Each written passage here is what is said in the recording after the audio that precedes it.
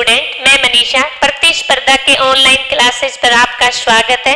Continue हम बात कर रहे हैं ब्लड सर्कुलेशन की। आपने प्रीवियस वीडियो में पढ़ा कि ब्लड की फॉर्मेशन कैसे होती है, ब्लड हमारी बॉडी में कैसे सर्कुलेट करता है। इसके अंदर हमने पढ़ा double circulation, then single circulation. और स्टूडेंट्स, आपके लिए मैं प्यारा सा क्वेश्चन छोड़ के गई थी। मैंने आपसे पूछा था कि ब्लड बार बार हमारी बॉडी में सर्कुलेट क्यों करता रहता है दिन रात, ऐसा क्या काम है ब्लड का। तो हमने देखा था कि बेटा ब्लड जो होता है, मैंने आपको बताया था कि जब हमारी बॉडी में डाइजेशन हुआ तो डाइजेस्टिव सिस्टम से निकलने वाले न्यूट्रिशन, आपका वाटर, ये सब प्लाज्मा बनाते हैं और रेस्पिरेटरी सिस्टम से निकलने वाली O2 और CO2 का जो एक्सचेंज है वो सारे ब्लड के थ्रू पूरी बॉडी में सर्कुलेट होते हैं। तो मैं शॉर्ट में यूं कह सकती हूं कि ब्लड का मेन फंक्शन होता है सर्कुलेशन का। ये हमारी पूरी बॉडी के अंदर न्यूट्रिशन, एनर्जी, हार्मोन्स का ट्रांसपोर्ट करने का काम करता है। बहुत सारे स्टूडेंट ने इसका आंसर राइट दिया, मुझे बहुत अच्छा लगा। करते हम कंटिन्यू इस क्लास को।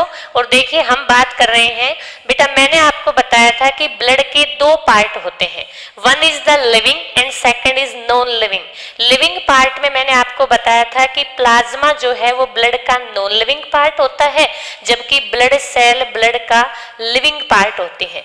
इसके अंदर जो मेन होता है ब्लड सेल में, हमने तीन की बात की थी, one is the RBC, second is WBC और थर्ड इज द प्लेटलेट्स। इसके अंदर आरबीसी के अंदर मैंने नोट किया बहुत सारे बच्चों के कुछ डाउट्स थे, तो एक बार हम कॉन्सेप्ट से देखते हैं कि एक्चुअली आरबीसी कई बार मेच्योर होती है, कई बार इनमेच्योर होती है, कई बार हमें आरबीसी में न्यूक्लियस विजिबल होता है और जो मेच्योर हो जाती है तो नहीं विजिबल होता। तो ऐसा क्यों होता है?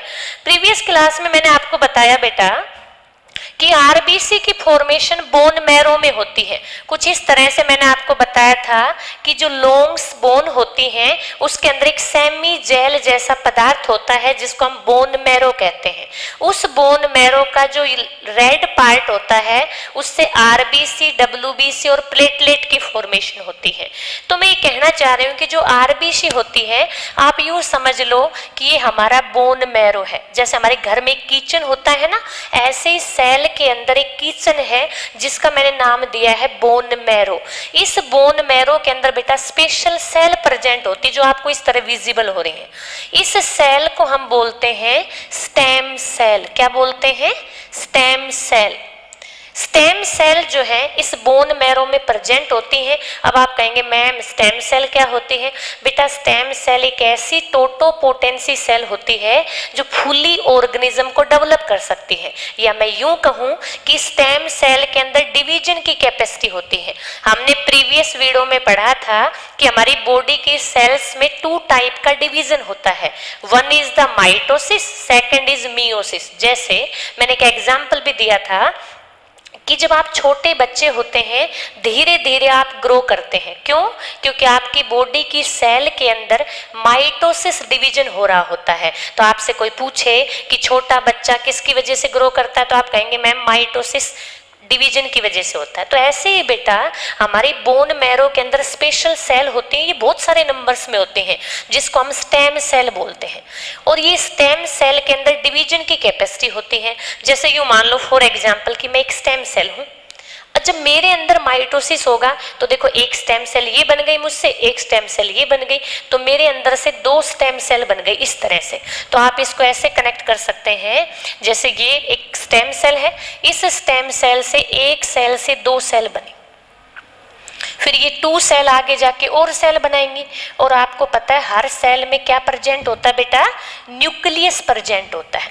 तो हर सेल में न्यूक्लियस प्रेजेंट होता है और यही स्टेम सेल जो है वो आरबीसी, डब्ल्यूबीसी और प्लेटलेट बनाती है। इसलिए प्रीवियस स्टेज में आरबीसी के अंदर न्यूक्लियस प्रेजेंट होता है। क्यों?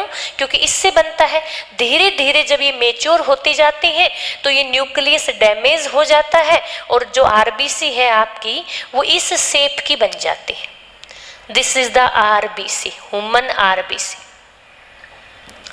जब न्यूक्लियस था तो आपकी आरबीसी इस तरह से विजिबल थी, और जैसे ही न्यूक्लियस मेच्योर होने पर न्यूक्लियस वहां से रिमूव हुआ तो आपकी आरबीसी इस टाइप की बन जाती स्ट्रक्चर में। ये आरबीसी जो है ब्लड के अंदर जाती है। आपको पता है ब्लड के लिविंग पार्ट में आरबीसी, डब्ल्यूबीसी और प्लेटलेट होती है। बहुत सारे बच्चों को मुझे लगा इसमें डाउट है, एक बार कॉन्सेप्ट से देखते हैं। बेटा आरबीसी हमारे पूरे ब्लड में देखो इस तरह से ये सर्कुलेट कर रही है, दिस इज द आरबीसी।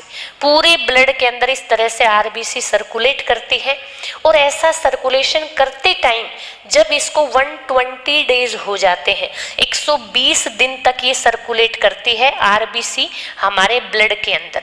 तो इसलिए आपसे कोई पूछे कि आरबीसी का लाइफ स्पेन कितना होता है, उसका जीवन काल कितना होता है, तो आप कहेंगे 120 दिन। आप इस बात को ऐसे कनेक्ट करो, कभी आपका विंटर वेकेशन आता है तो मान लो 20 दिन का आता है, 20 दिन आप भाई कहीं भी घूमो फिरो, सेम ऐसा ही आरबीसी के साथ है। आरबीसी को जो है जब बोन मैरो बनाता है तो बनाते टाइम इसको कहता है भाई मैं आपको है ना 120 डेज देता हूँ, जब तक आप पूरे ब्लड में घूमो और अपना काम करो। तो इस तरह से 120 दिन तक जो आरबीसी पूरी ब्लड के अंदर सर्कुलेट करती है और इसका जो काम होता है वो करती है। 120 दिन के बाद देखो आप पूरी आरबीसी कभी आर्टरी में जा रही है, कभी वेन्स में जा रही है, तो इस तरह से ये जाती रहती है। हमें पता है पूरा ब्लड जो है वो किसके थ्रू फ्लो करता है, आर्टरी, वेन्स और कैपिलरी। अब देखो बेटा आपने देखा होगा आर्टरी भी थोड़ी थिक होती है और वेन्स भी थिक होती है, लेकिन जो कैपिलरी है देखो ये कैपिलरी का जो डायमीटर है वो क्या है, थोड़ा कम है। तो कैपिलरी के अंदर से जब आरबीसी जाती है तो आप सोचो आरबीसी तो ऐसी होती है, आपको इस तरह से विजिबल है, आरबीसी ऐसे शेप की होती है। यहां तक तो ठीक है, आराम से वो जा रही है, मोशन कर रही है, लेकिन जैसे ही वो कैपिलरी में पहुंचती है तो आप सोचो कैपिलरी तो क्या होती है, डायमीटर कम होता है, तो आरबीसी को जानने में थोड़ी दिक्कत होती है। इसलिए आरबीसी की सरफेस जो है वो क्रैश हो जाती है जब वो किससे गुजरती है, कैपिलरी से गुजरती है, और 120 दिन में वो इतनी क्रैश हो जाती हैं कि उनकी डेथ हो जाती है। अब जब आरबीसी डेथ होती है तो डेथ होकर जो आरबीसी स्प्लिंच के पास पहुंचते हैं, तो मान लो ये वाली जो कैसी है डेड मतलब ऐसी आरबीसी है जो पूरी तरह से कैपिलरी ने इसको क्या कर दिया, क्रैश कर दिया, बाहर से बिल्कुल पतली हो चुकी, क्रैश होके, क्योंकि इसके अंदर जगह इतना सा स्पेस में से आप सोचो इतना पतला सा रास्ते में से अगर आप जाएंगे तो आपके बॉडी के कहीं ना किसी पार्ट में स्किन हो सकता है ऐसे स्किन के अंदर इंजरी हो जाए, अदर किसी पार्ट में इंजरी हो जाए। तो इस तरह से ऐसा ही आरबीसी के साथ होता है। जब ऐसा हो जाता है तो आपकी कैपिलरी आर्टरी कहती भाई अब आप इतने परेशान हो गए हैं, इतने थक गए हैं, आपकी बॉडी इतनी ज़्यादा चोट लग चुकी है, तो आरबीसी को भेज देती स्प्लिंच में। आरबीसी स्प्लिंच में आती है और स्प्लिंच में आने के बाद किडनी से बेटा हमारी किडनी से जो आरबीसी हैं उनके अंदर एक टॉक्सिन आता है। ये टॉक्सिन क्या करता है, उस क्रैश होने वाली आरबीसी को डैमेज कर देता है और ये मरी हुई आरबीसी जो है ये लीवर के अंदर चली जाती है।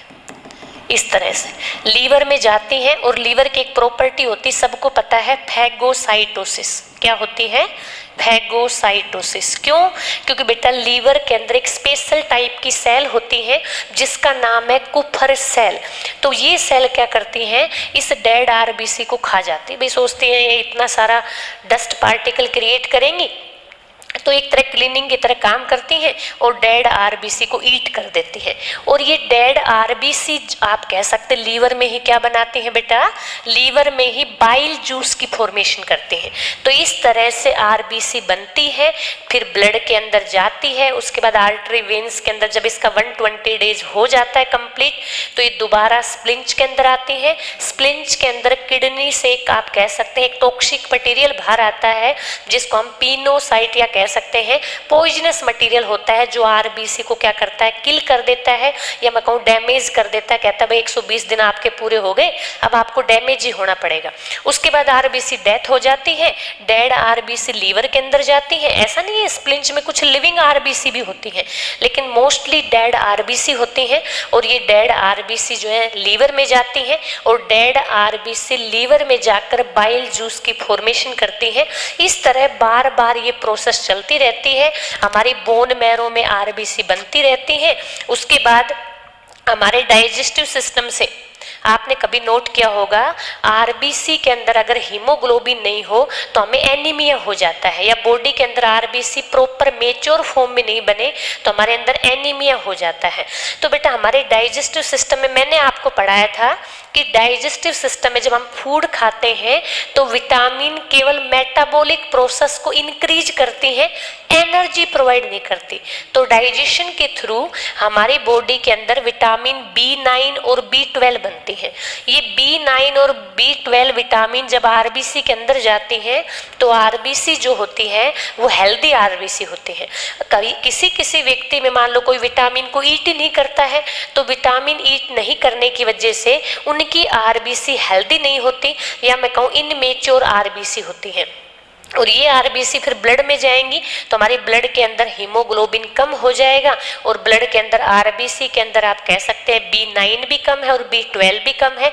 एग्जाम पॉइंट ऑफ व्यू से यहाँ से कई बार क्वेश्चन बनता है कि अगर आरबीसी में किस विटामिन की डेफिशिएंसी से एनीमिया हो जाता है, तो आप कहेंगे आरबीसी में विटामिन B9 और B12 की वजह से एनीमिया हो जाता है। इस तरह से हमारी आरबीसी प्रॉपर वर्क करती हैं, और ये बात हमने पढ़ी जर्नल, हम इस बात को हम प्रीवियस चैप्टर में बात कर चुके थे।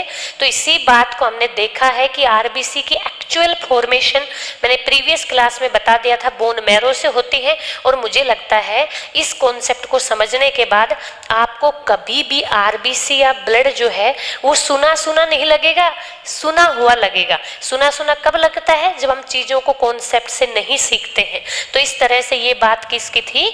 आरबीसी के बारे में, जो ब्लड का ही एक लिविंग कंपोनेंट है। उसके बाद बेटा हमने कंप्लीट पढ़ा था प्लाज्मा के बारे में, आरबीसी के बारे में, डब्ल्यूबीसी के बारे में, प्रीवियस स्लाइड में आप देख चुके हैं। अब बात आती है कि ब्लड जो है इन चीजों से मिलकर बना है, तो ब्लड काम क्या करता है, हमारी बॉडी में इतना इंपॉर्टेंट क्यों है? तो बेटा ब्लड हमारी बॉडी के अंदर आप कह सकते हैं बहुत इंपॉर्टेंट पार्ट होता है, क्योंकि पूरी बॉडी को एनर्जी का ट्रांसपोर्ट, हार्मोन का ट्रांसपोर्ट, न्यूट्रिशन का ट्रांसपोर्ट, या जो भी वाटर मिनरल्स होते हैं सबका ट्रांसपोर्ट ब्लड के थ्रू पूरी बॉडी में होता है। तो देख लेते हैं एक बार फंक्शन क्या है ब्लड का। ये बात हम पहले ही देख चुके हैं कि हमारा ब्लड जो है वो कहाँ से बनता है? बोन मैरो से बनता है। ये मैंने अभी बताया कि बोन मैरो है क्या? आप कहेंगे लॉन्ग बोन्स के अंदर जो है बोन मैरो प्रेजेंट होता है, और उसमें भी स्पेशल टाइप की सेल होती है। जैसे हमारे किचन के अंदर आप कह सकते हैं आप खाना बनाते हैं, ऐसे बोन मैरो के अंदर स्टेम सेल जो है वो आरबीसी बनाती है, डब्ल्यूबीसी बनाती है और प्लेटलेट्स बनाती है। उसके बाद आता है काम क्या करता है ब्लड का, फंक्शन क्या है? तो बेटा सबसे पहले हम कह सकते हैं ट्रांसपोर्ट करता है O2 एंड CO2 को पूरी बॉडी के अंदर, क्योंकि डाइजेस्टिव फूड के थ्रू या डाइजेस्टिव सिस्टम के थ्रू जो भी चीज आती है उनको भी ट्रांसपोर्ट करता है। तो पहला काम होगा गैसों का, और डाइजेस्ट फूड को पूरी बॉडी में ट्रांसपोर्ट करने का काम कौन करता है? ब्लड करता है। उसके बाद आता है सेकंड पॉइंट। सेकेंड पॉइंट क्या है कि ब्लड कैरी दी हार्मोन्स। मैंने अभी एक क्लास में भी आपको बताया था कि हमारी बॉडी में बहुत सारे हार्मोन्स बनते हैं, और ये हार्मोन बेटा ग्लैंड से बनते हैं। और किस टाइप के ग्लैंड से? एंडोक्राइन ग्लैंड से हार्मोन बनते हैं, और एक्सोक्राइन ग्लैंड से एंजाइम बनते हैं। ये बात हम जानते हैं। तो इन सब का जो ट्रांसपोर्ट है वो कौन करते हैं? हार्मोन ब्लड के थ्रू जाता है। आपने पढ़ा भी होगा कि एक्सोक्राइन से जो एंजाइम निकलते हैं वो तो एक डक्ट के थ्रू जाते हैं। जैसे आपकी सलाइवरी ग्लैंड एक डक्ट के थ्रू सलाइव आती है, ऐसे आपके लीवर से बाइल जूस एक डक्ट के थ्रू जाता है, तो वो तो एंजाइम है। जबकि हार्मोन्स डायरेक्ट ब्लड के अंदर क्या होते हैं? ब्लड के अंदर आते हैं और ब्लड के थ्रू ही अपने टारगेट ऑर्गन तक जाते हैं। तो ब्लड का काम है हमारी बॉडी के अंदर हार्मोन को क्या करना? सर्कुलेट करना, या मैं कह सकती हूँ हार्मोन को सभी बॉडी पार्ट्स तक पहुंचाना या उसके टारगेट ऑर्गन तक भेजने का काम ब्लड करता है। उसके बाद है कि ब्लड हमारी बॉडी में डिजीज से प्रोटेक्ट करता है। आपको याद आया क्या इस बात से? मैंने आपको एक स्टोरी सुनाई थी कि किस तरह से आप अगर कभी खराब खाना को ईट करते हैं तो सबसे पहले देखो इस कमरे में है जैसे हजारों माइक्रोस्कोप घूम रहे हैं, माइक्रो ऑर्गेनिज्म चाहते हैं अंदर चले जाए इसकी बॉडी में, क्योंकि हमारी बॉडी में बहुत सारा न्यूट्रिशन है। तो स्किन से जा नहीं सकते क्योंकि बॉडी कवर्ड है, तो हमारे माउथ के थ्रू, नोज के थ्रू कभी एंटर कर जाते हैं, और एंटर करने के बाद हमारी सलाइवा उनको किल कर देती है। फिर भी बच गए तो कौन किल कर देता है? हमारा HCl जो स्टमक में है। उसके बाद भी बच गए तो हमारे ब्लड की जो WBC है वो क्या कर देती है? उनको किल कर देती है। अगर डब्ल्यूबीसी नहीं करती तो फिर लिम्फोसाइट काम करता है। तो इस तरह से आप सोचो कि हमारी बॉडी हर टाइम जब हम सो रहे हैं, जाग रहे हैं, हर टाइम हमारी बॉडी माइक्रो ऑर्गेनिज्म से हमें प्रोटेक्ट कर रही है। और ये प्रोटेक्शन कौन कर रहा है? ब्लड कर रहा है, क्योंकि डब्ल्यूबीसी किसका पार्ट है बेटा?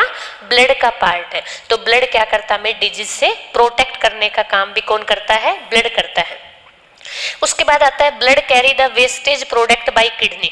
अब बेटा हमारी किडनी होती है इस तरह से, देखो हमारे जो है इस तरह से ह्यूमन किडनी होती है, इस तरह से हमारे 2 किडनी होती हैं। इन किडनी के अंदर वेस्टेज जो भी मटेरियल होता है उसको लाके रीनियल आर्टरी और रीनियल वेन्स इसके अंदर होती हैं, ये वेस्टेज को लाकर किडनी में डालते हैं। तो रीनियल आर्टरी और रीनियल वेन्स किसका पार्ट है? ब्लड का पार्ट है, जो ब्लड को ट्रांसपोर्ट करती हैं। तो आप कह सकते हैं कि ब्लड ही वेस्टेज मटेरियल को किडनी तक पहुंचाता है ताकि नेफ्रॉन उसमें से यूरिन की फॉर्मेशन कर सके और जो जो इम्पोर्टेंट न्यूट्रिशन है उसको एब्जॉर्ब कर पाए, क्योंकि किडनी के अंदर भी large unit of nephron present होती है। और नेफ्रॉन क्या करता है? उस जो हमारे आर्टरी जो है, रीनियल आर्टरी और वेन्स जो ब्लड लेके आ रही हैं उनको फिल्ट्रेट करता है, यूरिन को सेपरेट कर देता है। तो टॉक्सिक मटेरियल को किडनी तक लाने का काम भी कौन करता है? ब्लड करता है। तो इस तरह से हमने देखा कि ब्लड जो है उसके बहुत सारे फंक्शन होते हैं हमारी बॉडी में। इसलिए जो है ये बात थी ब्लड के फंक्शन के ऊपर कि ब्लड हमारी बॉडी में गैसों का एक्सचेंज करता है, ब्लड हमारी बॉडी के अंदर हार्मोन का एक्सचेंज करता है, वेस्टेज मटेरियल को पहुंचाता है और डिजीज से हमें प्रोटेक्ट करता है। उसके बाद बेटा कुछ छोटी छोटी टर्म्स हमारे सिलेबस में दे रखी हैं, एग्जाम पॉइंट ऑफ व्यू से यहाँ से क्वेश्चन पूछ लिए जाते हैं। तो एक बार देखते हैं ये क्या होते हैं, डिटेल में हम पढ़ेंगे। मैं एक स्पेशल आपके लिए कोर्स लेके आने वाली हूँ, basic concept for neat and other exam, उसमें हम इनको डिटेल से पढ़ेंगे। अभी आप कंपटीशन एग्जाम के हिसाब से इसको देखेंगे। देखिए सबसे पहले हार्ट बीट होती क्या है बेटा? हमारा हार्ट जो है 1 मिनट में बार बार कॉन्ट्रैक्ट और रिलैक्स होता है, और ये हार्ट की जो साउंड होती है जिसको आप लब और डब कहते हैं, ये 1 मिनट में 72 टाइम्स होती है। तो आप कह सकते हैं कि हार्ट का कॉन्ट्रैक्शन और रिलैक्सेशन होना। अब कॉन्ट्रैक्शन क्या होता है? जैसे आपका हार्ट है, दिस इज द हार्ट। अब ये हार्ट जो है इस तरह से कॉन्ट्रैक्ट हो रहा है, मतलब अंदर की तरफ इस तरह से ऐसे ऐसे कॉन्ट्रैक्ट हो रहा है, उसको बोलते हैं कॉन्ट्रैक्शन। और जब आप ऐसे हो रहा है तो कॉन्ट्रैक्शन और ऐसे हो रहा है तो रिलैक्स। तो इस तरह से 1 मिनट के अंदर हमारा हार्ट जो है 72 टाइम कॉन्ट्रैक्ट और रिलैक्स होता है। तो कॉन्ट्रैक्शन और रिलैक्सेशन के रेशियो को ही हम हार्ट बीट बोलते हैं। क्या बोलते हैं? हार्ट बीट बोलते हैं। वेरी करती है। एक छोटे बच्चे के अंदर अगर किसी बच्चे का जन्म हुआ है तो उसके अंदर हार्ट बीट 140 के आसपास होती है पर मिनट, आप कह सकते हैं। तो अलग अलग ऑर्गेनिज्म के अंदर हार्ट बीट का जो रेशियो है वो अलग अलग होता है, क्योंकि उनके हार्ट के अंदर कॉन्ट्रैक्शन और रिलैक्सेशन अलग अलग होता है। कभी कभी आप हैवी एक्सरसाइज करते हैं, या आप कह सकते हैं कोई आप ऐसा काम करें जैसे किसी को देख के एकदम से आप डर गए, ऐसी सिचुएशन के अंदर हमारी हार्ट बीट बढ़ जाती है। क्यों? क्योंकि हमारे हार्ट के अंदर कॉन्ट्रैक्शन और रिलैक्सेशन बढ़ जाता है। और कब बढ़ जाती है हार्ट बीट? आप मुझे एक एग्जाम्पल बता सकते हैं डेली लाइफ का? देखिए बेटा, आपने कभी नोट करा होगा जब आप सीढ़ियाँ चढ़ रहे होते हैं तो आपकी हार्ट बीट बढ़ जाती। क्यों? क्योंकि हार्ट बीट जो है इसलिए बढ़ती, ब्लड प्रेशर जो है आपके लेग्स तक ज़्यादा ब्लड चाहिए और हार्ट को ज़्यादा काम करना पड़ता है, इस वजह से ऐसा हो जाता है। तो एक बेसिक सी बात है कि हार्ट बीट क्या होती है। तो आप कह सकते हैं हार्ट बीट का मतलब होता है 1 मिनट के अंदर हार्ट कितनी बार कॉन्ट्रैक्ट और कितनी बार रिलैक्स होता है, उससे हम हार्ट बीट कहते हैं। उसके बाद बेटा ब्लड प्रेशर क्या होता है? सबसे पहले तो आपको ये पता होना चाहिए कि ब्लड प्रेशर आर्टरी का कैलकुलेट करते हैं या वेन्स का। कई बार एग्जाम के अंदर आया है कि ब्लड प्रेशर जो है आर्टरी और वेन्स, आप अच्छे से जानते हैं कि हमारी ब्लड वेसल्स होती है 3 टाइप की, एक का नाम आर्टरी है, एक का वेन्स और एक का कैपिलरी है। तो आपसे पूछे कि ब्लड प्रेशर किसका कैलकुलेट किया जाता है, आपसे कहे आर्टरी का, दूसरा कहे आपका वेन्स, और थर्ड कहे कैपिलरी, और फोर्थ कह दे all. This is the option number A, option number B, option number C और डी। तो आप क्या आंसर करेंगे?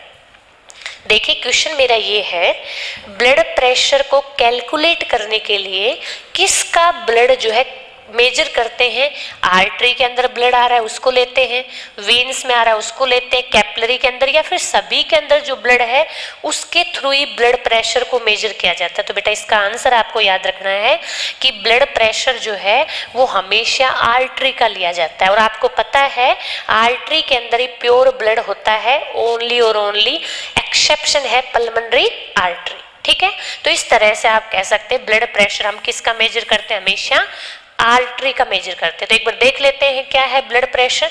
तो आप कह सकते हैं the pressure by which blood is pump around the body by heart is called a blood pressure. कह रहा है कि हमारा हार्ट पूरी बॉडी में जितना ब्लड पंप करता है उसी को ब्लड प्रेशर कहते हैं। उसके बाद कह रहा है the maximum pressure in the main artery, और सबको पता है मैक्सिमम प्रेशर किस में होता है, आर्टरी में। क्यों? क्योंकि आर्टरी में ऑक्सीजनेटेड ब्लड होता है, या मैं कहूँ शुद्ध या प्योर ब्लड होता है। ड्यूरिंग द कॉन्ट्रैक्शन, और ये कब होता है, जब हार्ट कॉन्ट्रैक्ट होता है। तो आपको याद रखना है कि मैक्सिमम ब्लड हार्ट में तब रहता है जब वो कॉन्ट्रैक्ट होता है, और मिनिमम ब्लड कब रहता है, जब वो रिलैक्स होता है। तो मैक्सिमम प्रेशर तो कॉन्ट्रैक्शन के टाइम होता है और मिनिमम प्रेशर जो है रिलैक्सेशन के टाइम होता है। इस तरह से हमारा हार्ट कॉन्ट्रैक्ट और रिलैक्स होता रहता है। जैसे इस तरह से हम कह सकते हैं, आप देख सकते हैं कॉन्ट्रैक्शन और रिलैक्सेशन। उसके बाद आता है भाई ये ब्लड प्रेशर की वैल्यू जो है एक हेल्दी पर्सन में कितनी होती है। भाई हेल्दी पर्सन के अंदर बीपी जब आप कभी इस तरह से मेजर करते हैं, आप कभी हॉस्पिटल गए हैं तो इस तरह से एक इंस्ट्रूमेंट होता है बेटा, इसको बोलते हैं स्पाइगोमेनोमीटर। आपसे पूछा जाता है कि ब्लड प्रेशर को मेजर करने के लिए किस इंस्ट्रूमेंट का यूज किया जाता है, तो आपका आंसर है स्पाइगोमेनोमीटर। स्पाइगोमेनोमीटर का यूज करते हैं हम ब्लड को मेजर करने में। ठीक है, तो ये बात आपको याद रखना है, एग्जाम पॉइंट ऑफ व्यू से कई बार ऐसा क्वेश्चन पूछा हुआ है। अब बात आती है कि हेल्दी पर्सन में, जैसे मान लो मैं हेल्दी हूँ, हेल्दी पर्सन का ब्लड प्रेशर कितना होता है। देखिए बेटा, हेल्दी ब्लड प्रेशर जो है वो एक हेल्दी ह्यूमन बीइंग का ब्लड प्रेशर जो है, कॉन्ट्रैक्शन तो हमारा हार्ट 1 मिनट में 120 टाइम करता है और 80 टाइम रिलैक्स होता है। इसका मतलब क्या हुआ कि कॉन्ट्रैक्शन ज्यादा होता है और रिलैक्सेशन कम होता है। कॉन्ट्रैक्शन को हम साइंटिफिक टर्म में सिस्टोल भी बोलते हैं। क्या बोलते हैं? सिस्टोल। तो सिस्टोलिक प्रेशर हमेशा ज्यादा होता है 120, और डायलिस्टिक जो प्रेशर है वो हमेशा कितना होता है, 80। या मैं यूं कहूं कि हमारा हार्ट जो है 120 बार तो बेटा कॉन्ट्रैक्ट होता है और 80 टाइम क्या होता है, रिलैक्स होता है। तो कॉन्ट्रैक्शन और रिलैक्सेशन जो रेशियो होता है वो 120/180 होता है। This is the blood pressure in healthy person, कि एक हेल्दी पर्सन का ब्लड प्रेशर इतना होता है।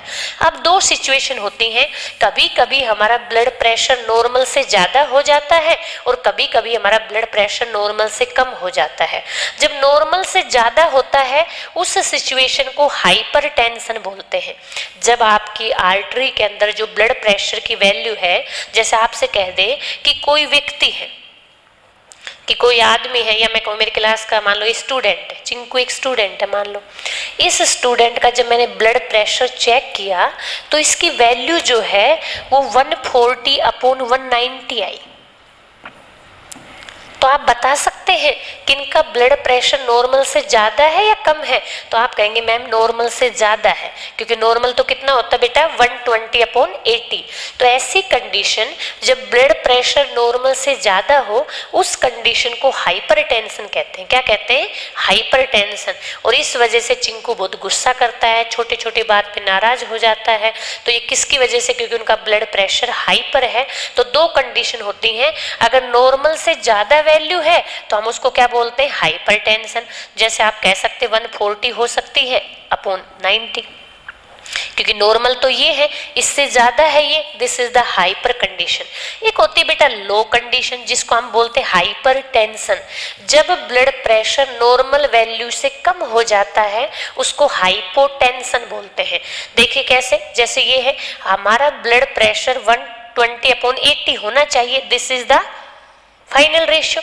इससे कम हो जाता है 180 मान लो 160 हो गए, दिस इज द हाइपोटेंशन। तो जब नॉर्मल से कम हो दिस इज द हाइपोटेंशन, और जब नॉर्मल से ज्यादा हो जाए तो उसको क्या बोलते हैं, हाइपरटेंशन। तो हाइपरटेंशन का रेशियो तो आप कह सकते हैं कितना होगा, 140/180। दिस इज द हाइपरटेंशन, इसको हम हाइपरटेंशन कहते हैं। और जिसको हाइपोटेंशन किसको कहेंगे, जिसका बीपी नॉर्मल से कम हो उसको हाइपोटेंशन। बेटा हाइपोटेंशन ज्यादा सीरियस कंडीशन है एज कंपेयर टू हाइपरटेंशन। क्यों, अगर हमारा ब्लड प्रेशर हाइपो के अंदर आ जाएगा, नॉर्मल से कम हो जाएगा, तो कई बार हमारे ब्रेन तक या हमारे बॉडी के अदर पार्ट्स तक ब्लड की सप्लाई नहीं होती और आप क्या हो जाते हैं, आप एकदम से आपको चक्कर आ जाते हैं, आप गिर जाए, हमारी आवाज़ भी बाहर नहीं निकलती है और कई बार ये ब्रेन तक नहीं पहुंचता तो हमें ब्रेन हेमरेज हो जाता है।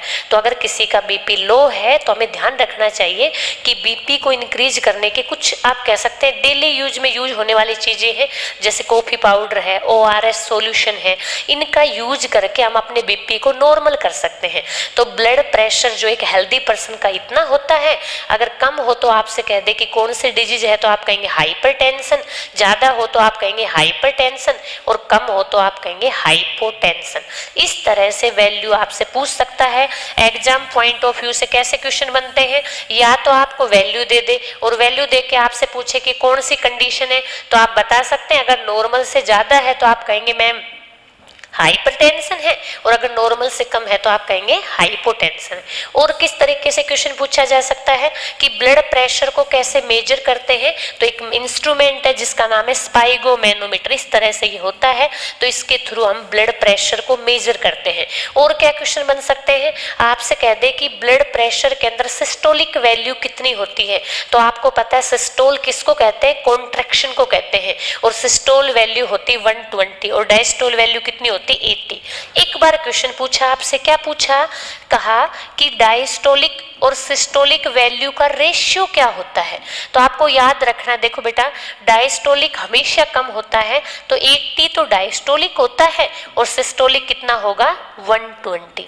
कई बार सिस्टोल को आगे कर देता है, डायस्टोल को पीछे। ऐसे क्वेश्चन कॉमन सेंस चेक करने के लिए होते हैं कि आप अवेयरनेस से क्वेश्चन कर रहे हैं या नहीं, क्योंकि हमें तो रटा होता है 120/80, तो हम यहाँ लिख देते हैं। एक ऑप्शन ये भी मिलता है 120/80। तो आपको थोड़ा सा कॉन्शियसनेस के साथ करना है कि उसने पहले हमसे डायस्टोलिक वैल्यू दी है या सिस्टोलिक वैल्यू दी है।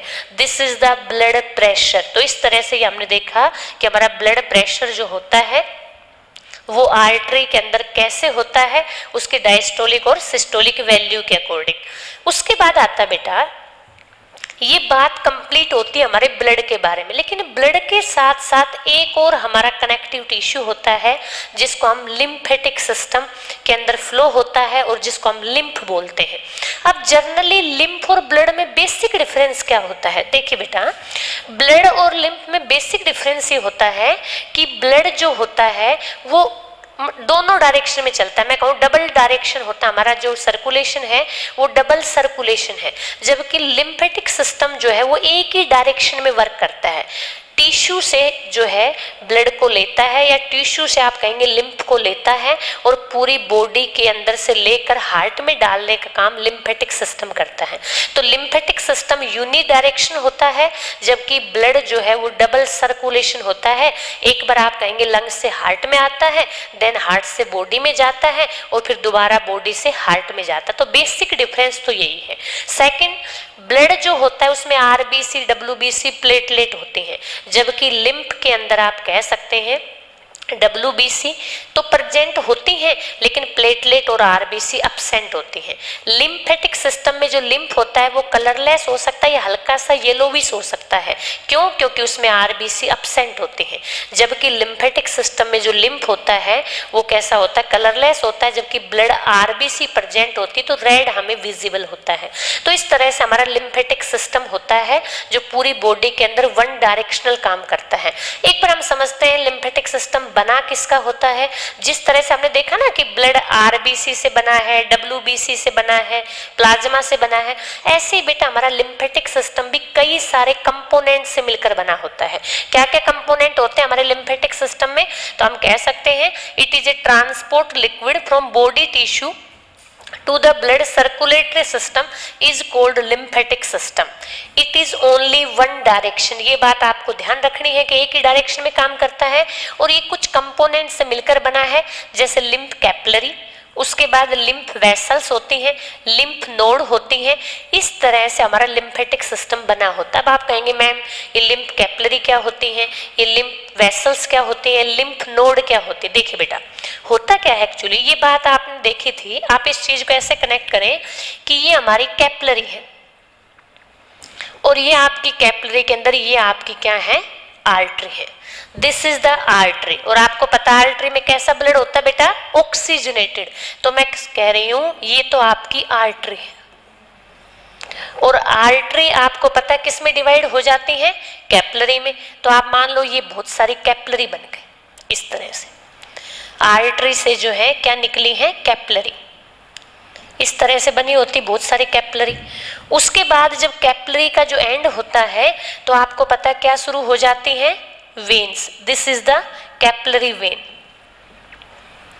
और इसके बाद जो स्टार्ट होता है वो क्या होती है, वेन्स होती है। मतलब आप यूं कह सकते हैं आर्टरी और वेन्स को ज्वाइंट करने का काम कैपिलरी करती है।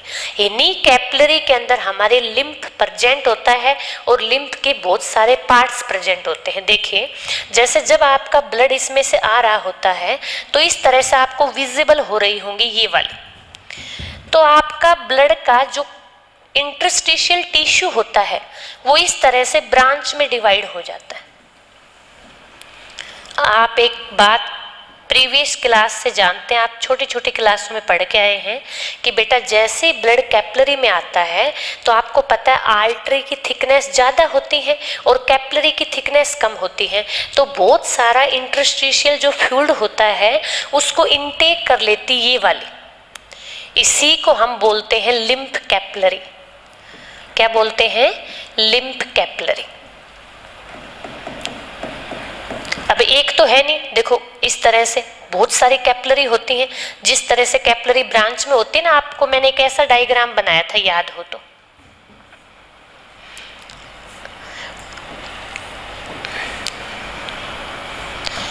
एक मिनट देखें, इस तरह मैंने आपका एक डायग्राम बनाया था।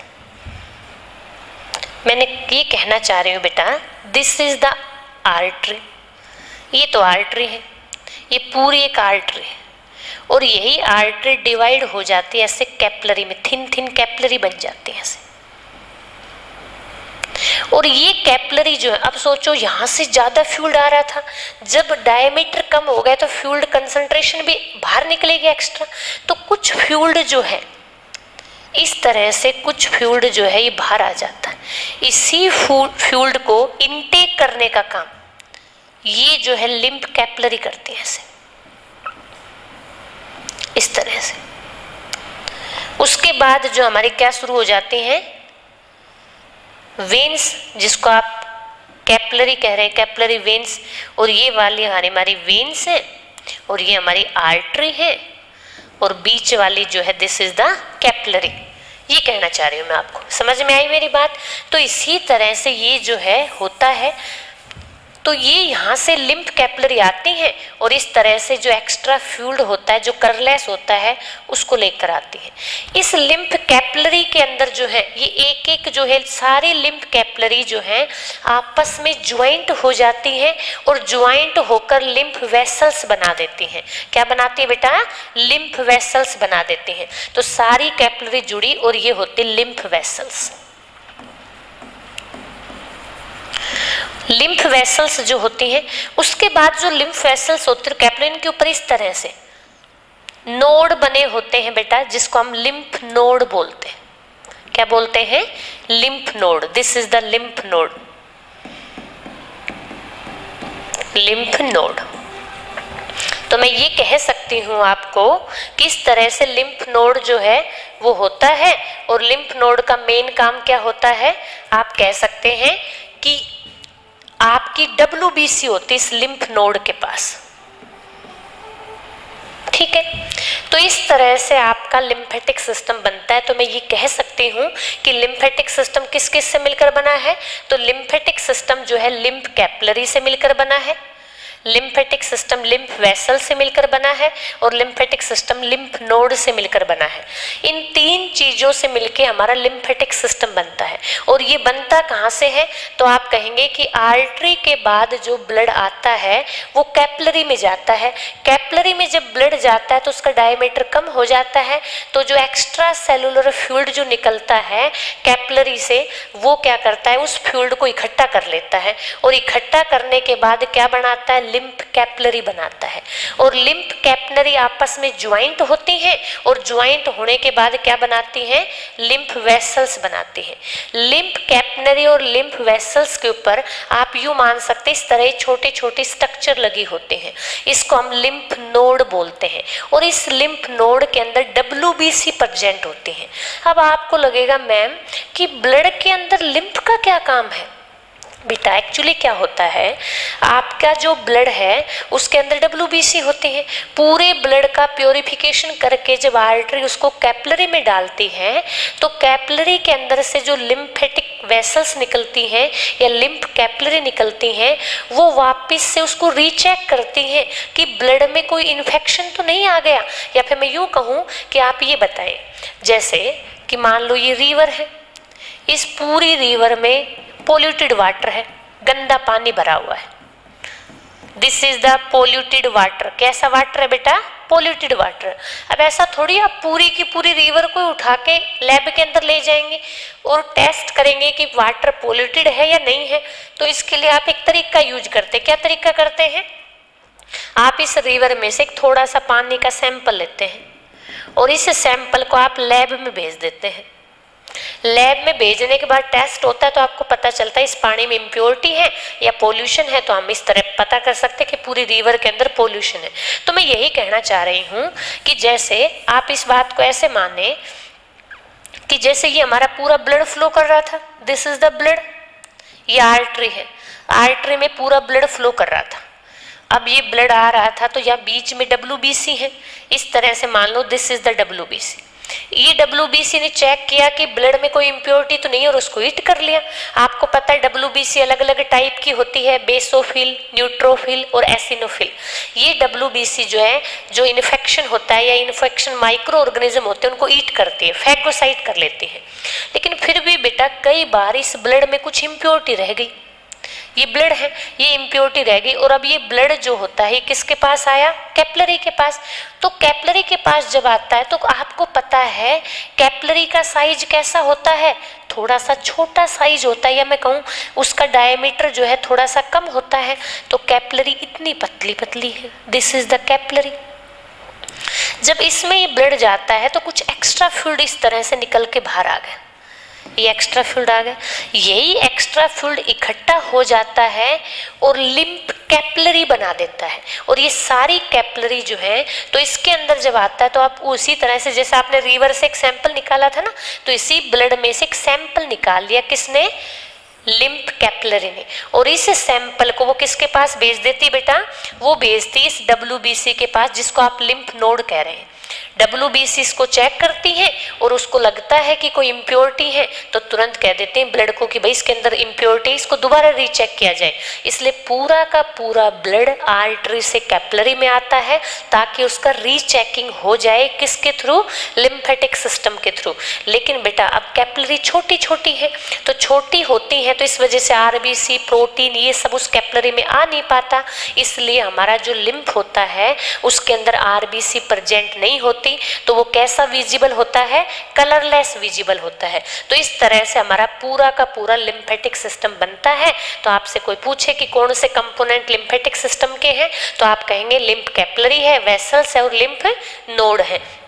इस तरह से हमारा लिम्फेटिक सिस्टम जो है एक सर्कुलेटरी सिस्टम की तरह ही होता है, जो ब्लड के साथ साथ सर्कुलेट करता है, जो हमारी बॉडी को इन्फेक्शन से प्रोटेक्ट करता है। इसके अंदर एक स्पेशल इम्यूनिटी होती है, जबकि न्यूट्रिशन और मिनरल्स को ये ट्रांसपोर्ट नहीं करता। ये केवल क्या करता है, जो इन्फेक्शन होता है उसको चेकआउट करता है ताकि हमारे ब्लड में कोई इन्फेक्शन बच तो नहीं गया, या मैं कहूँ उसको रीचेक करने का काम करता है। उसके बाद हम बेसिक देख लेते हैं जनरल बात कि ब्लड कैपिलरी और जो लिम्फ कैपिलरी है उसमें डिफरेंस क्या होता है। देखिए एक बार, जो बेटा ब्लड कैपिलरी होती है, ये देखो मैंने बनाया था, this is the lymph capillary, जो ग्रीन कलर की विजिबल है वो लिम्फ कैपिलरी है। तो देखो ये ऊपर थोड़ी जा रही है, दिस इज द क्लोज है, यहाँ से इस तरह से लिम्फ कैपिलरी जो है वो क्लोज होती है, क्लोज है। तो ये लिम्फ कैपिलरी सब यहाँ से क्लोज है, एक तरफ से, इधर से ओपन है। तो मैं यूं कह सकती हूँ वन एंड इनका क्लोज होता है, जबकि आपने देखा कि जो ब्लड कैपिलरी है वो तो आर्टरी है, फिर आर्टरी के बाद क्या आ रही है, कैपिलरी आ रही है, फिर वेन्स आ रही है, तो उनके तो दोनों माउथ ही ओपन है, तो दोनों एंड जो है ओपन होती हैं, वो तो ब्लड कैपिलरी होती हैं, और जिसका एक एंड क्लोज होता है, या मैं कहूँ वन साइड से क्लोज होती हैं, वो लिम्फ कैपिलरी होती हैं। ब्लड कैपिलरी साइज में थोड़ी बड़ी होती है as compare to lymph capillary. Blood capillary के अंदर आरबीसी, डब्ल्यूबीसी ये प्रेजेंट होती हैं, जबकि लिम्फ कैपिलरी में आरबीसी और प्लेटलेट्स नहीं होती। इस तरह से हम कह सकते हैं कि ब्लड और लिम्फ कैपिलरी होती हैं, और इसी तरह से हमारा जो है लिम्फेटिक सिस्टम और ब्लड सर्कुलेटरी सिस्टम होता है। उसके बाद आता है इन दोनों में डिफरेंस क्या है, जो हम अभी देख रहे थे। तो देखिए, end of the lymph capillary are closed. आगे ना क्वेश्चन जो अभी अभी हमने किया था, मैंने कहा ग्रीन कलर की जो ट्यूब है वो वन साइड से कैसी बेटा क्लोज है, जैसे इस तरह से एक साइड से बिल्कुल बंद है, ओपन नहीं है। तो मैंने कहा कि एंड जो होता है लिम्फ कैपिलरी का वो क्लोज्ड होता है। Pores are present in lymph wall, और लिम्फ वॉल में क्या प्रेजेंट होते हैं, पोर। इसलिए आपने कभी नोट किया होगा जब हमारी बॉडी के अंदर कोई पस निकलता है तो वो क्या होती है, वो डेड डब्ल्यूबीसी होती है और कुछ भी नहीं होता। कभी आपने देखा होगा कोई पिंपल्स हो जाए तो एक पस की फॉर्मेशन में बाहर निकलता है, तो वो केवल डेड डब्ल्यूबीसी होती है, तो वो इस तरह पोर की तरह निकलती है। उसके बाद इसके बोथ एंड ओपन होते हैं, अभी भी मैंने बताया आर्टरी कैपिलरी देन वेन्स होती हैं, बोथ एंड आर ओपन, और जबकि इसका एक एंड क्लोज होता है। सेकंड पॉइंट, इसके अंदर लार्ज प्रोटीन मॉलिक्यूल्स प्रेजेंट होते हैं, क्योंकि इसके अंदर जो है जबकि आप कहेंगे कि प्रेजेंट होते हैं but enter into the lymph capillary, लेकिन वो एंटर नहीं कर पाते लिम्फ कैपिलरी के अंदर, क्योंकि लिम्फ कैपिलरी थिन होती है, इसलिए आरबीसी उसमें एंटर नहीं कर पाती, इसलिए कलरलेस होती है लिम्फ कैपिलरी। जबकि ब्लड कैपिलरी के अंदर आरबीसी प्रेजेंट होता है और प्लेटलेट्स प्रेजेंट होती है, जबकि डब्ल्यूबीसी तो किसके अंदर भी प्रेजेंट होती है, अभी भी मैंने बताया किस तरह से। मैंने देखा नोड सी बनी हुई ना डब्ल्यूबीसी, जो रीचेक करती है कि कोई इन्फेक्शन तो नहीं है ब्लड में, तो डब्ल्यूबीसी तो होती है इसके अंदर, लेकिन इसके अंदर क्या नहीं होती, आरबीसी और प्लेटलेट्स एब्सेंट होती है। उसके बाद आता है कि जो लिम्फ कैपिलरी होती हैं, ओबियसली सी बात है लिम्फ कैपिलरी किसका पार्ट है, लिम्फेटिक सिस्टम का पार्ट है, जबकि ब्लड कैपिलरी किसका पार्ट है, ब्लड सर्कुलेशन का टाइप है। तो ब्लड सर्कुलेशन का टाइप तो क्या है, ब्लड कैपिलरी, जबकि लिम्फेटिक सिस्टम का टाइप क्या है, लिम्फ कैपिलरी। लिम्फ कैपिलरी जो है उनके अंदर आप कहें या मैं कहूँ लिम्फेटिक सिस्टम के अंदर जो भी फ्लूइड होता है उसका डायरेक्शन ओनली वन डायरेक्शन होता है, जबकि आप कह सकते बॉडी से हार्ट में आता है और सारे ऑर्गन से लिम्फेटिक जो है फ्लूइड निकलता है और हार्ट में आता है। उसके बाद हार्ट से जो टिश्यू है वो वेने केवा के थ्रू किस में चला जाता है, आर्टरी में चला जाता है। कई बार वही फ्लूइड आर्टरी में नहीं जाता और लीवर में चला जाता है, तो आरबीसी डेड वहां पर चली जाती है। तो इस तरह से only heart to tissue to heart में जाता है, तो वन डायरेक्शन होता है। जबकि ब्लड सर्कुलेशन में हमने पढ़ा था कि डबल सर्कुलेशन होता है हमारे हार्ट के अंदर। तो this is the basic difference blood and blood capillary. एक बार हम देखते बेटा, आपको ब्लड सर्कुलेशन के बारे में तो मुझे लगता है अच्छे से नॉलेज है। एक बार आप देखते कि हमारा लिम्फेटिक सिस्टम कैसे विजिबल होता है। देखिए ये आपका पूरी बॉडी के अंदर जो आपको ग्रीन कलर में विजिबल हो रहा है, this is the lymphatic system. ये हमारा लिम्फेटिक सिस्टम होता है। इस तरह से देखो, आपके टिश्यू से या आपकी बॉडी के किसी भी ऑर्गन से लिम्फ जो सिस्टम है वो लिम्फ कैपिलरी निकलती है ऐसे। ये लिम्फ कैपिलरी आपस में ज्वाइंट हो जाती है और लिम्फ वेसल्स बना देती हैं ऐसे। यहाँ से निकल रही लिम्फ कैपिलरी है, ये आपस में जुड़ रही हैं, इसको हम लिम्फ वेसल्स कह रहे हैं। उसके बाद जो जगह जगह पर लिम्फ वेसल्स के ऊपर क्या बने हुए, नोड बने हुए, और नोड पे क्या लगी होती है, डब्ल्यूबीसी। इस तरह हमारी पूरी बॉडी को इन्फेक्शन से प्रोटेक्ट करने करने का काम हमारा लिम्फेटिक सिस्टम करता है। तो लिम्फेटिक सिस्टम का काम है आपकी बॉडी के अंदर या आपके ब्लड में जो भी इन्फेक्शन था उसको क्या करना, चेक करना, या मैं कहूँ क्रॉस चेक करना, और आपकी इम्यूनिटी को मेंटेन करने का काम लिम्फेटिक सिस्टम करता है। तो दोनों में बस इतना डिफरेंस है, ये केवल आपके बॉडी पार्ट से हार्ट तक जाता है। ऐसे बॉडी के कुछ पार्ट में बहुत ज्यादा लिम्फेटिक नोड होते हैं, इसकी वजह से हमारी इम्यूनिटी ज्यादा होती है। आपने देखा होगा अगर आप कभी जिम जाते हैं या कोई आपके आसपास जाता हो तो उनके शोल्डर्स में इस तरह से जो आप कह सकते हैं नोड सी बनती है जिसे हम लिम्फ नोड बोलते हैं। और भी आपको नहीं पता तो आपकी बॉडी के नेक में आप ऐसे करके देखेंगे तो आपको क्लोट जैसे स्ट्रक्चर दिखाई देगी, this is the lymph node. तो हमारे बॉडी के अलग अलग पार्ट्स के अंदर बहुत सारी लिम्फ नोड बनी होती हैं। जहां जहां पर लिम्फ नोड बनी होती है वहां पर इम्यूनिटी थोड़ी ज्यादा होती है क्योंकि WBC प्रेजेंट होती है। तो इस तरह से आपका लिम्फेटिक सिस्टम वर्क करता है। तो लिम्फेटिक नोड जो है इस तरह से जगह जगह पर जो WBC की तरह इस तरह this is the lymphatic node, और इस तरह लिम्फेटिक नोड पूरी बॉडी के अंदर होती है और हमारी पूरी बॉडी को इन्फेक्शन से प्रोटेक्ट करने का काम हमारा लिम्फेटिक सिस्टम करता है। ब्लड के साथ चलने वाला एक कलरलेस लिम्फेटिक सिस्टम होता है जो ओनली वन डायरेक्शनल होता है। बॉडी पार्ट से या मैं कहूँ बॉडी ऑर्गन से हार्ट तक चीजों को सर्कुलेट करता है। ठीक है, this is the lymphatic system. तो बेटा इस क्लास में हमने पढ़ा ब्लड सर्कुलेशन, हमने प्रीवियस में पढ़ा था। देन आज हमने पढ़ा लिम्फेटिक सिस्टम क्या होता है, ब्लड के अंदर RBC कैसे वर्क करती हैं, और हमारा सर्कुलेटरी और लिम्फेटिक सिस्टम एक दूसरे से कैसे डिफर करता है। उसके बाद हम देखते हैं ताकि हमारे क्लियरिटी आए कि किस टाइप से क्वेश्चन पूछे जाते हैं। This question is very basic question, और आपको जो है कॉन्सेप्ट देंगे कि किस तरह से चीजों को याद किया जाता है। तो देखिए सबसे पहला क्वेश्चन है, name the blood vessels which carry the blood back to heart। Question ये पूछा है बेटा कि आपकी बॉडी के अंदर कौन सी ब्लड वेसल्स है। तो आपको अच्छे से पता है कि ब्लड वेसल्स कितने टाइप के होते हैं, 3 टाइप की। One is the artery, second is veins, और थर्ड इज कैपिलरी। आपसे पूछा है कि आपकी बॉडी के अंदर जो ब्लड है back to the heart, heart में वापस लेकर कौन जाता है। तो आपको पता है कि आर्टरी तो क्या करती हैं, आपकी बॉडी के अंदर ब्लड को ट्रांसपोर्ट करती है, ऑक्सीजनेटेड ब्लड को। जब ब्लड यूज हो जाता है कैसा हो जाता है, डीऑक्सीजनेटेड। उस डीऑक्सीजनेटेड ब्लड को जो वेन्स हैं वो किसके अंदर लेके आती है, हार्ट में, और देन पल्मोनरी आर्टरी दोबारा से लंग्स में डालती है। ये बात हमने ब्लड सर्कुलेशन में पढ़ी थी। तो आप कहेंगे इसका क्वेश्चन क्या है, इसका आंसर क्या है बेटा, वेन्स। तो आर्टरी तो प्योर ब्लड को लेके जाती है बॉडी पार्ट्स में, कैपिलरी तो आर्टरी और वेन्स को कनेक्ट करने का काम करती हैं। तो ऑल तो आंसर होगा नहीं, तो आंसर क्या आएगा बेटा, वेन्स। चलते हैं हम अपने नेक्स्ट क्वेश्चन की तरफ।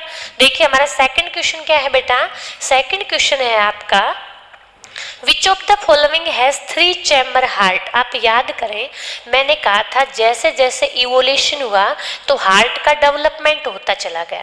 सबसे पहले जो हार्ट है वो कितने चैम्बर का बना बेटा, 2 चैम्बर के हार्ट की फॉर्मेशन हुई। आप मुझे बता सकते हैं 2 चैम्बर का हार्ट किस में बना। आपको पता है 2 चैम्बर हार्ट। अब आप कहेंगे मैम ये चैम्बर क्या होते हैं, चैम्बर बेटा क्या होता है, इस तरह से हमारा ह्यूमन हार्ट होता है। आप यूं मान लें दिस इज द हार्ट, मतलब मैंने ऐसे नॉर्मल फ्लो मतलब ड्रा कर रही हूँ, मैं ऐसे इसको बहुत ऐसे नहीं बना रही। दिस इज द हार्ट, आप मान लो ये हमारा हार्ट। इस हार्ट के अंदर 4 चैम्बर होते हैं। अपर वाले चैम्बर को हम यूरिकल्स बोलते हैं, नीचे वाले को वेंट्रिकल बोलते हैं। ये जो ऊपर वाले चैम्बर होते हैं वो थोड़े साइज में ऐसे छोटे होते हैं और नीचे वाले बड़े होते हैं, इसको हम यूरिकल बोलते हैं। This is the ventricle. तो बेटा जिस ऑर्गेनिज्म के अंदर केवल यूरिकल और वेंट्रिकल प्रेजेंट होता है उसको हम 2 चैम्बर हार्ट बोलते हैं। और सबसे पहले ये किसके अंदर प्रेजेंट था, एक्वेटिक ऑर्गेनिज्म में फिशेज के अंदर 2 चैम्बर हार्ट होता है। तो 2 चैम्बर हार्ट किस में प्रेजेंट होता है, फिश के अंदर प्रेजेंट होता है। उसके बाद मैंने आपको बताया था 3 चैम्बर हार्ट किस में प्रेजेंट होता है, तो मैंने कहा था बेटा रेप्टाइल्स में प्रेजेंट होता है। किसमें?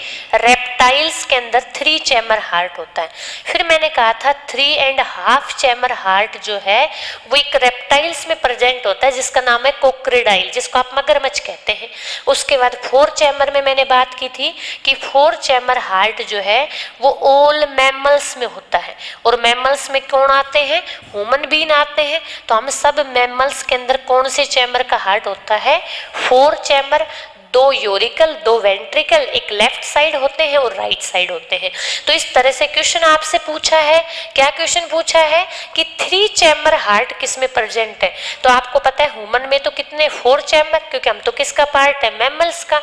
टाइगर किसके अंदर आता है? मैमल्स में आता है, इसमें भी 4 चैम्बर ही होते हैं। उसके बाद लिजार्ड में अभी मैंने बताया कितने चैम्बर होते बेटा?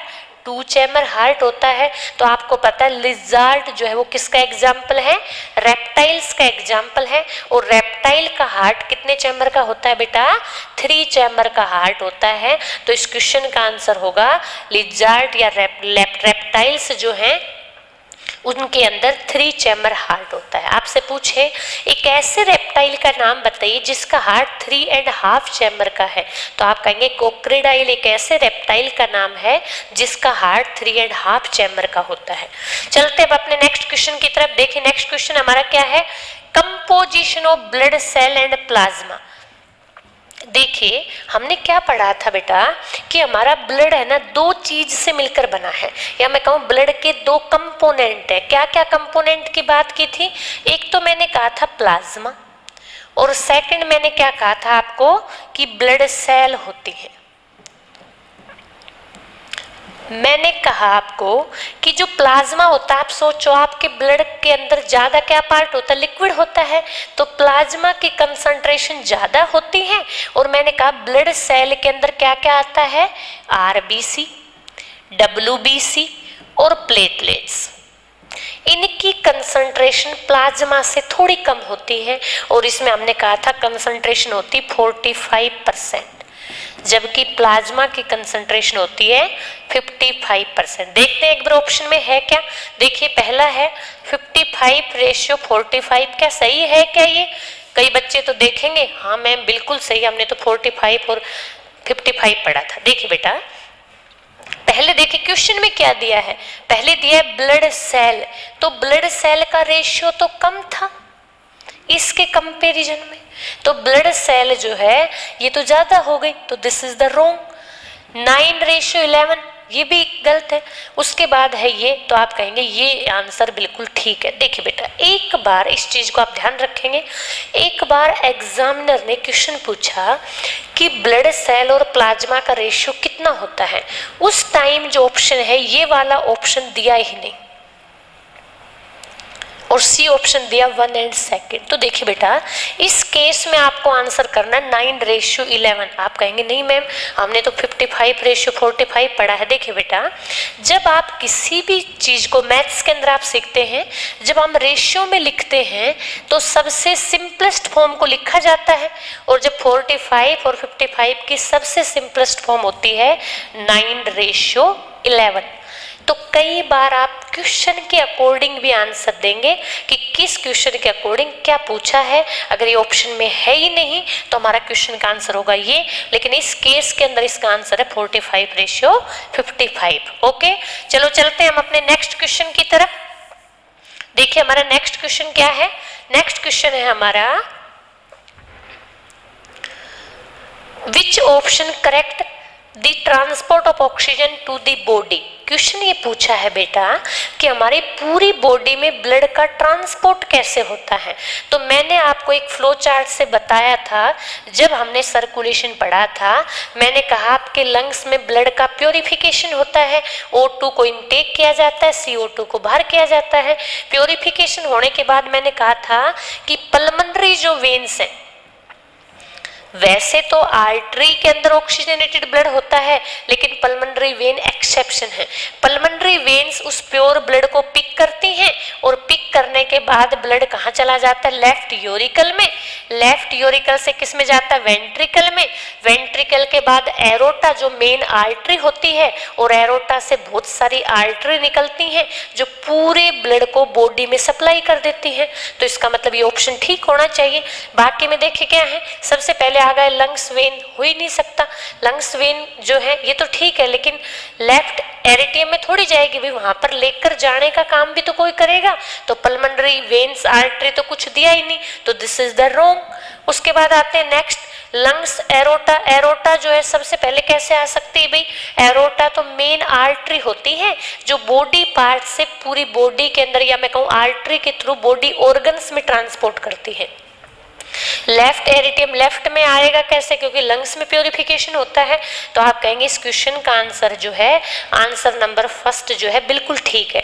आप याद करें, इस तरह नहीं देखा था हमने, लंग्स है, लंग्स के अंदर पल्मोनरी जो वेन्स होती है वो ब्लड को किस में लेके आती है? यूरिकल में। फिर यूरिकल से वेंट्रिकल में जाता है, फिर वेंट्रिकल से एरोटा से बॉडी पार्ट्स में जाता है, और बॉडी पार्ट्स में जब यूज हो जाता है तो फिर आपके राइट लंग्स में आता, राइट जो है हार्ट के अंदर आता है, और राइट हार्ट के बाद जो है वेंट्रिकल से दोबारा लंग्स में चला जाता है। तो इस तरह से हमने देखा कि किस तरह से एक इनका प्रॉपर सीक्वेंस होता है। तो आप कहेंगे हमारे ब्लड जो है उसके सर्कुलेशन का ये सीक्वेंस होता है। सबसे पहले लंग्स में प्योरिफिकेशन होता है, देन पल्मोनरी जो वेन्स आती है उसको वहां से पिक करती है, हार्ट के यूरिकल में डालती लेफ्ट साइड, लेफ्ट से फिर राइट, लेफ्ट यूरिकल से लेफ्ट वेंट्रिकल में जाता है, किसके थ्रू? बाइकैस्पिड वॉल्व के थ्रू। उसके बाद मेन आर्टरी जो है उसको अदर आर्टरी में डिवाइड करती हैं और ऑर्गन्स तक सप्लाई कर देती हैं। जब पूरा सप्लाई अच्छे से हो जाता है तो उसके बाद जो ब्लड है वो किसके अंदर जाता है? आपके हार्ट के यूरिकल में जाता है वेन्स के थ्रू, और वहां से फिर वेंट्रिकल में, और वेंट्रिकल से पल्मोनरी आर्टरी पिक करती है और दोबारा लंग्स में डाल देती, ताकि ब्लड का क्या हो जाए? ट्रांसपोर्ट, या मैं कहूँ ब्लड के अंदर O2 और CO2 का एक्सचेंज हो जाए। क्यों होता है आप बता सकते हैं मुझे लंग्स में? क्योंकि हमने पढ़ा था लंग्स में क्या प्रेजेंट होती है? एलोविलाई। ओके, चलते हम अपने नेक्स्ट क्वेश्चन की तरफ। क्वेश्चन पूछा है find out the living part of blood. ये पूछा है बेटा कि ब्लड का लिविंग पार्ट कौन सा है। आपको तो पता है अच्छे से कि ब्लड के दो पार्ट्स हैं, एक तो लिविंग एक नॉन लिविंग। लिविंग पार्ट में क्या आती है? ब्लड सेल्स आती है, और नॉन लिविंग पार्ट में क्या आता है? प्लाज्मा आता है। प्लाज्मा में वाटर प्रेजेंट होता है, प्रोटीन्स होती है, कुछ मिनरल्स होते हैं। तो एक बार देख लेते हैं। Find out the living part पूछा है, तो आरबीसी और डब्ल्यूबीसी हो सकता है। प्लाज्मा, ग्लोबुलिन, प्रोटीन, प्लाज्मा तो नॉन लिविंग पार्ट है, तो ये तो हो नहीं सकता। उसके बाद है प्लेटलेट्स, ये भी हो सकता है। तो आप कहेंगे ऑप्शन ए और सी जो है बिल्कुल सही है, क्योंकि लिविंग पार्ट के अंदर आरबीसी, डब्ल्यूबीसी और प्लेटलेट्स आती हैं, और ये तीनों जो है किस ऑप्शन में सही है? ऑप्शन नंबर डी में। नेक्स्ट चलते हम अपने नेक्स्ट क्वेश्चन की तरफ। देखिए नेक्स्ट क्वेश्चन क्या है हमारा। Thank you. देखिए भाई, ये हमारे बेसिक क्वेश्चन थे। इस क्लास में हमने पूरा पढ़ा कि हमारा ब्लड जो है उसके अंदर आरबीसी की फॉर्मेशन कैसे होती है। उसके बाद हमने प्रीवियस क्लास में सर्कुलेशन पढ़ा था, उसी के साथ लिम्फेटिक सिस्टम को कनेक्ट किया, और लिम्फेटिक सिस्टम हमने कुछ टर्मिनोलॉजी पढ़ी, जैसे ब्लड प्रेशर पढ़ा, नॉर्मल कब होता है, हाई कब होता है। इस तरह से हमने इस पूरी क्लास को किया, और कंटिन्यू जो है हम इस क्लास को करेंगे एक नेक्स्ट उसके अंदर, जिसमें हम पढ़ने वाले हैं कि हमारा ब्लड ग्रुप कितने टाइप्स का होता है, ब्लड ग्रुप बनता कैसे है, कौन से एंटीजन होते हैं, कौन से एंटीबॉडी होती हैं। इस तरह के बेसिक कॉन्सेप्ट को जानने के लिए लगातार मेरे साथ जुड़े रहिए। मिलते हैं हमारे नेक्स्ट सेशन में। अगर आपको कोई डाउट हो तो आप कमेंट्स बॉक्स में मैसेज कर सकते हैं, उसका आपको रिप्लाई मिलेगा, और आपकी प्रॉब्लम को सॉल्यूशन जो है वो आपको मैं इस क्लास के माध्यम से करवाऊंगी। Thank you all of you.